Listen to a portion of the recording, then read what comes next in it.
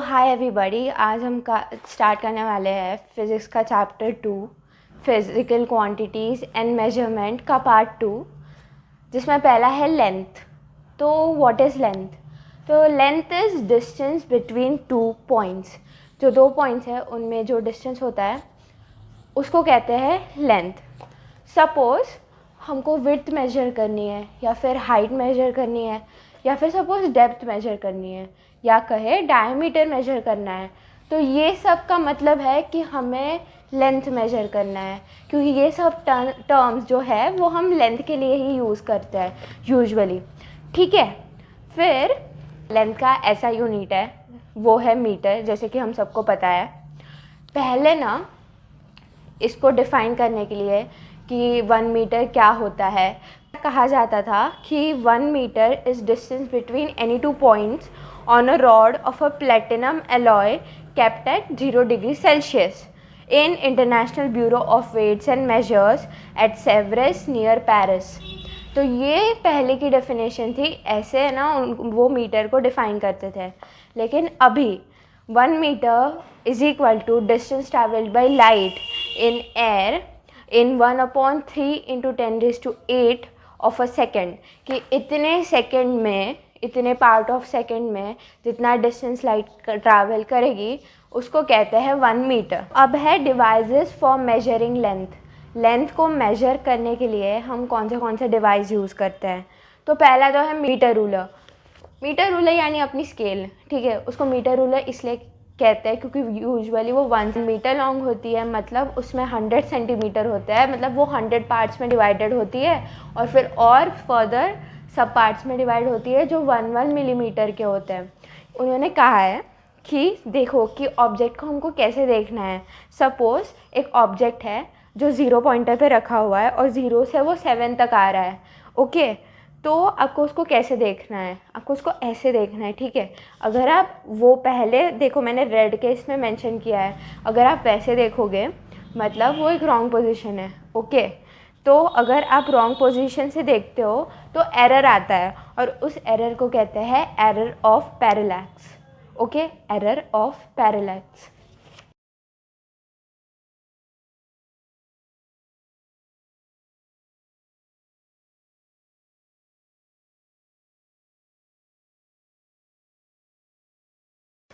अब सपोज़ करो अगर रूलर में जो 0 का मार्क है वो विजिबल नहीं है, या फिर रूलर थोड़ी पुरानी हो गई है, तो बट 1 का मार्क विजिबल है, तो कोई बात नहीं, हम 1 से मार्क लेंगे। तो 1 से अब वो मार्क 8 तक आएगा। इसका मतलब ये है कि वो 8 सेंटीमीटर का है? नहीं, तो हमको 8 - 1 करना है, क्योंकि यूजुअली तो हम 0 से लेते हैं, लेकिन अभी हम 1 सेंटीमीटर अगर हमने आगे बढ़ा दिया तो हमको आगे से पीछे करना पड़ेगा, राइट। तो 8 - 1 मतलब वापस वो आ गया 7 सेंटीमीटर। अब जो मीटर रूलर है ना, उसका एक डिसएडवांटेज भी है, एक कमी है, कि वो सिर्फ ना स्ट्रेट ऑब्जेक्ट्स का लेंथ मेजर कर सकती है, क्योंकि मीटर रूलर को हम ऐसे मतलब गोल थोड़ी कर सकते हैं ना, इट इज़ स्ट्रेट। प्लास्टिक की बनाई होती है, स्टील की बनी होती है, या फाइबर की बनी होती है, इसलिए metre ruler is use to measure length of straight objects only.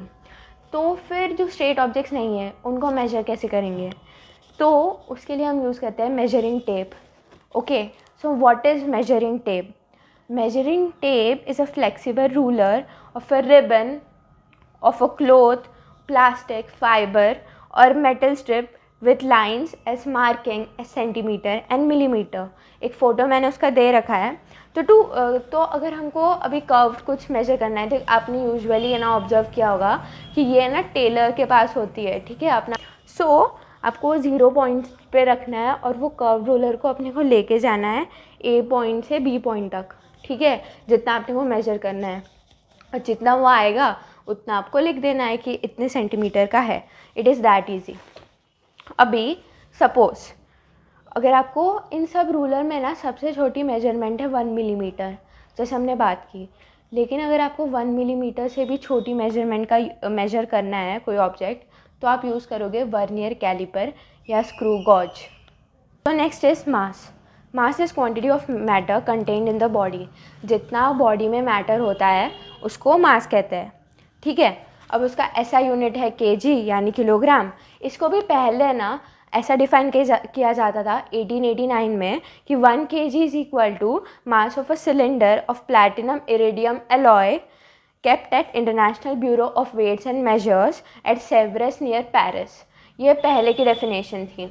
अभी की डेफिनेशन ये है कि mass 1 kg is equal to mass of 1 litre of water kept at 4 degree Celsius.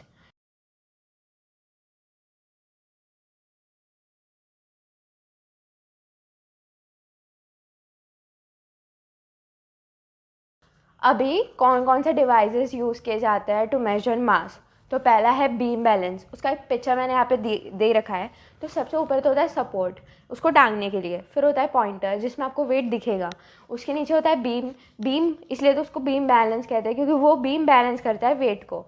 फिर दो पैन होते हैं, एक लेफ़्ट पैन होता है, एक राइट पैन होता है। लेफ़्ट पैन में जो बॉडी जिसको हमको ऑब्जेक्ट को मेजर करना है वो हम रखते हैं, और राइट जो पैन होता है ना उसमें हम वेट्स रखते जाते हैं। आपने बहुत बार सब्जी वालों के पास देखा होगा कि वो ऐसे ही करते हैं कि जैसे फिर वो एक एक बढ़ाते जाते हैं, अगर ज़्यादा हो या फिर कम करते जाते हैं, ठीक है। और जितना मास हो वो पॉइंटर हमको दिखा देता है, और उतना फिर आपको आपका मेजरमेंट मिल जाता है कि कितना मास है। सेकंड है, अभी देखो आजकल के ज़माने में ना हम थोड़े एडवांस हो चुके हैं, ठीक है। तो हम मोस्ट ऑफ टाइम ना अभी हम ये वाला बीम बैलेंस यूज़ नहीं करते क्योंकि हमारे पास आ गया है इलेक्ट्रॉनिक बैलेंस, ठीक है।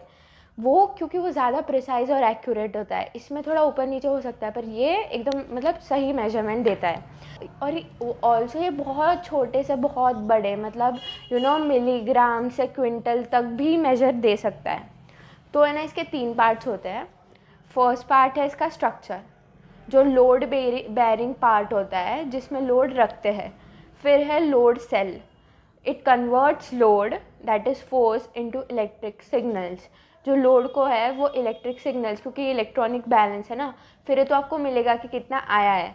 Then is signal conditioner, electric part which processes electric signal and displace mass.